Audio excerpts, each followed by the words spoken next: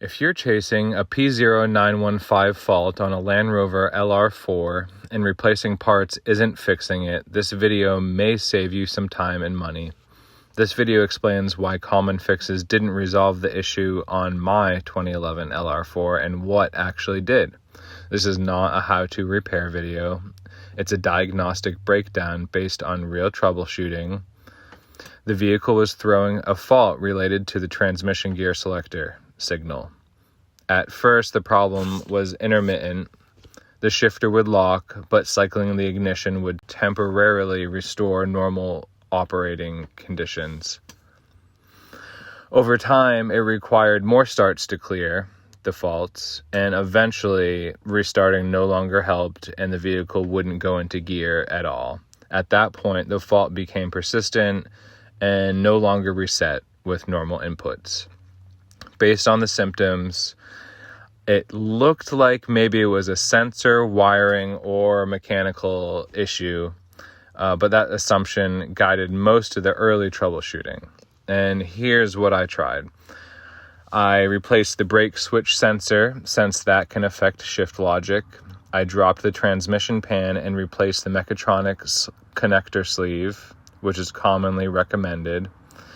I disassembled the interior shifter and reseated all the related connectors, and I traced grounds and checked voltage drops at multiple points, and none of that fixed the problem.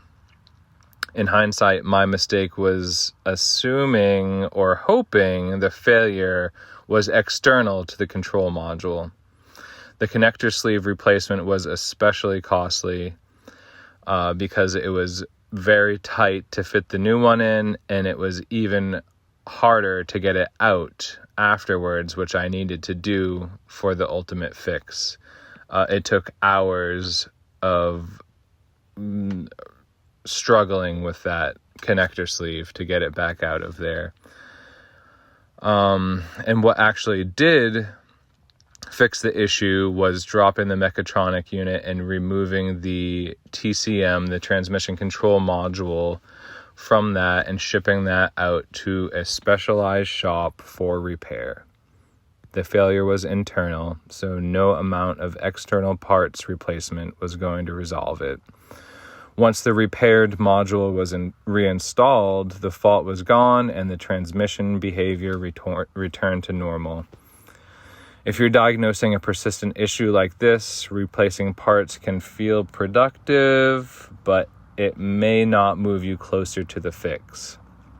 When a problem survives verified wiring, sensors, and inputs, the control module itself has to be considered, and that was the issue with mine. Hopefully this helps you avoid repeating the same diagnostic path that I followed and saves you some headaches. I've documented other similar LR4 diagnostics and repairs on this channel if you're going through similar issues.